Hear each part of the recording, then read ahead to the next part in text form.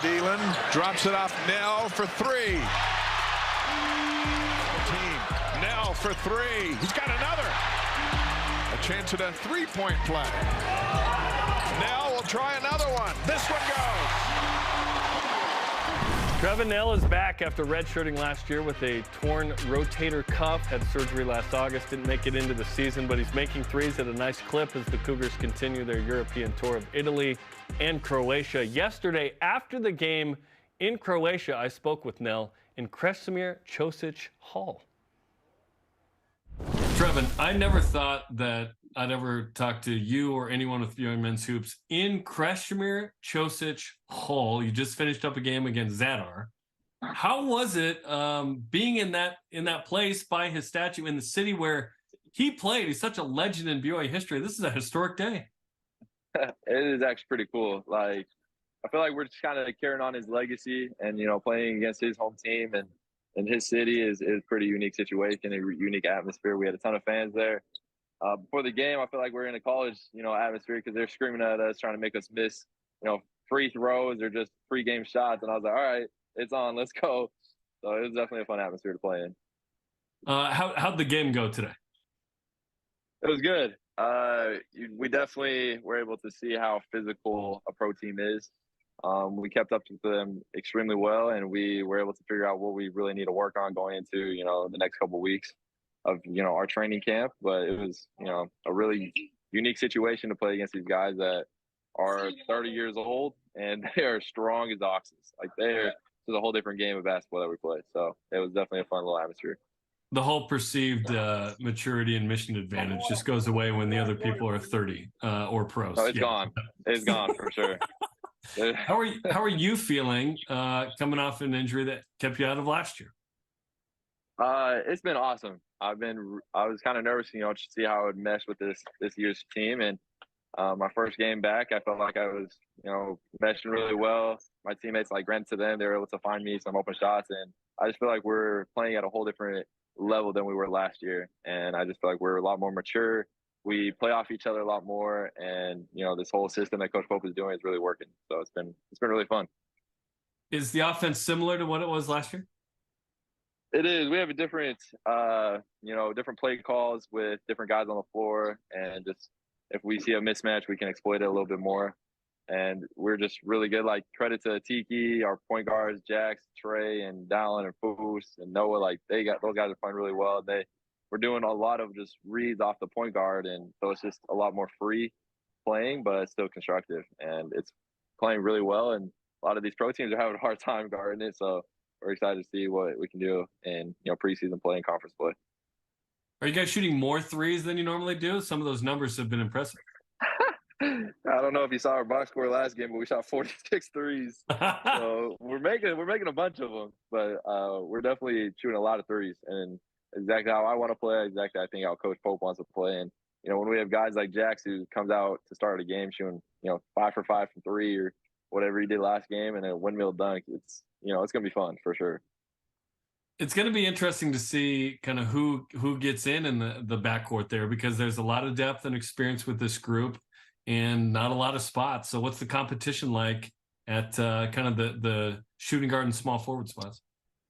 It's super competitive. Like, every game's going to be a battle, and this is a fun situation because Coach Pope is trying out different rotations, different starting lineups, different, places to play guys. And I think, you just got to trust the process, trust what Coach Pope is doing, and trust our guys.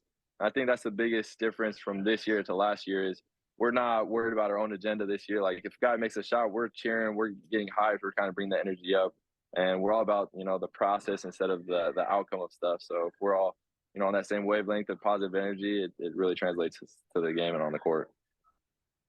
How was Italy? Now that you're in Croatia, let's recap that and then talk more about Croatia. Italy was super fun. I mean, Milan was awesome. I've never been to Milan. It was fun to go out and sightsee. We had at night we had a curfew around 11:30, and so we would get back at 10, eat a quick dinner, and then go ride scooters or bikes, like those electric scooters or bikes around town, and just find gelato, just be with the guys. And it's just a huge team bonding experience that we have the opportunity to have. So, and then to be able to go to Venice is like a dream come true because you see all these movies, Mission Impossible, James Bond. Like, it was pretty cool. And then we had the chance to go to Lake Como, which is breathtaking as well. And so we if you ever see Dallin, give him crap because we didn't go see the Star Wars little castle where they got married. So give him crap because he was pretty sad. He started playing the Star Wars, theme song as we were driving back to the boat dock. His face was super sad. I was like, Dal, you're good, bro. We're in Lake Como for a reason. That's funny. Yeah, George Clooney has a house over there apparently or something. Yeah, we saw George Clooney's. It's unbelievable. You saw the house? We saw the house. It's every house is open, so you can see every house, and then his is like gated with 1,000 trees, and then his house, and then another house, and then another house. Wow. Wow. And you've really embraced the European culture by having dinner at like 10 p.m., it sounds like. I mean, we really embraced it with pizza, and like we were all talking because we have DEXA scans of like our body fat composition that we did before. We're like, we wonder what it is now, just with all the 10 o'clock pizza that we're eating and all the gelato. But we're sweating it out, I think, because it's like taking a bath during a game with how humid it is here. Seriously, it's not Utah, that's for sure. Okay, then you get to Croatia, which by all accounts, Croatia is like this hidden gem, right? It's not as hidden anymore. People know about it. But like apparently it's just unbelievably beautiful. And then you guys have been coached up prior to this about the history and who Krešimir Ćosić is and what he meant to basketball in not only Europe, but obviously BYU and his conversion to the church and translating the Book of Mormon. He's an ambassador, diplomat, like unbelievable guy. Like I dare say the most influential guy in BYU basketball history. And then you have Danny and you have Jimmer, and these are kind of the Mount Rushmore of guys. And here you are in his hometown. So what is that like to embrace that history? It is unbelievable. We were able to walk in, you see, let me see if I can show you. I'll go out a little bit. Yeah, it's going on a tour. But if you see way up there, you see his face kind of like right there. And then you just see the whole thing is Krešimir Ćosić is like his name's all over the floor. And it's a huge arena in his name. And then you got the statue outside that we took a picture in front of. And so it's a unique situation that we were able to play. And, you really get to learn, because I feel like I never really got to, like, understand who Krešimir Ćosić was. And to be able to come here and, meet his family and meet all the important people he has in his life, it's pretty incredible. And just to know that he was a person who translated the Book of Mormon. He was a person that, brought pretty much basketball to this city. And he really changed. He's like everybody talks about it. He's the Nikola Jokic of his time. He was the Luka Doncic of his time. Like, he really created his own style, and he was a 6'11" point forward. And so it's pretty unique to be able to come here and play against, I would say his team and everything like that. So it was definitely cool to be able to live his legacy a little bit. What's in store for the rest of the tour so far? We just went back to back. Now we're going to back games. So we have another game tomorrow. We're playing a split. So we took about a 6.5, 7-hour drive to Zadar. And now we have about an 1.5-hour drive to Split, where we'll play our last game against Cam Shelton. So we'll be able to play against Cam Shelton. Oh, very nice. LMU. Former LMU guard. So, he doesn't like us that much, so it's going to be fun to kind of, ruffle his feathers a little bit. And then after that, we'll be able to, have the last couple days to just enjoy Dubrovnik and, real more team bonding stuff and, step away from basketball, but really focus on how we can grow our team chemistry together. Ali Khalifa and Dawson Baker are kind of still, coming off of a few minor tweaks. How have they contributed to this team, and what are you seeing from them on the court when they've been able to play, and kind of who they are as people?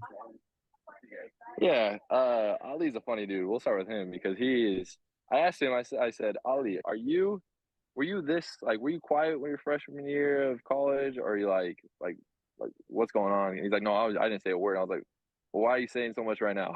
Because he's like the class clown right now of our team. Like, he is really opened up his shell. I feel like he's really he meshes really well with us. And you're a people's pleaser when you have the whole stadium chanting 50 for Coach Pope to put him in the game, and they're yelling at Coach Pope. They're chanting 50, 50, and they just want Ali to go in the game. So he's like, I would say he's the people's champion of Zadar right now. That happened in the game today? Yes, it happened the whole time. That's amazing. Like, we're at halftime tied 41-41, and then we still get chants saying 50, 50. So it was pretty funny. And then Dawson works super hard. Like, I'm super excited to actually get to play with him.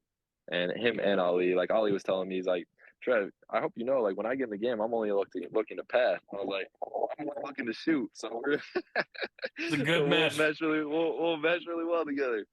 But we, like, those two guys work extremely hard. Like, every person down the line, Tanner Hayhurst, Jared McGregor, Townsend, TC, like, all those guys that aren't getting a great opportunity right now, like, are playing super hard. And it's just, great to be around them, great to, experience this trip with them and be able to just grow together. And they're like, people might count them out, but they played today a little bit and they worked super hard.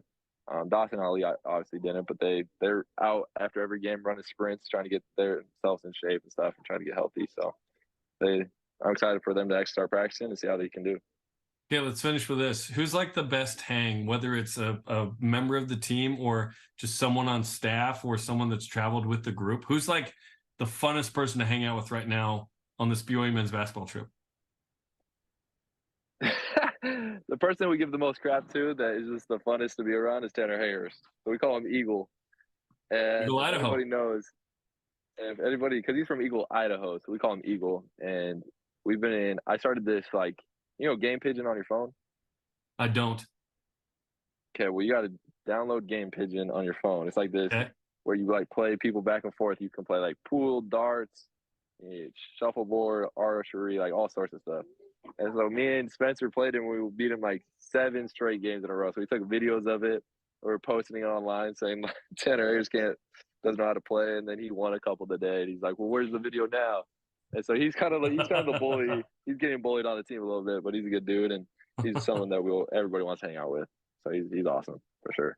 Well, it's fun to have Cougs in Europe. We got the women's basketball team in Italy. We got you guys, obviously, Italy, Croatia. We got Jimmer Fredette and Kenneth Rooks in Budapest, Hungary. So it's like everybody's in Europe right now. Everybody needs to take a trip to Europe this year. I know. I feel bad I'm not I'm there. I'm at home. You should. I know. Yeah. I appreciate the time, Trevin. So what a historic day in BYU history to play in Krešimir Ćosić Hall. That is so cool, man. Thanks for the time.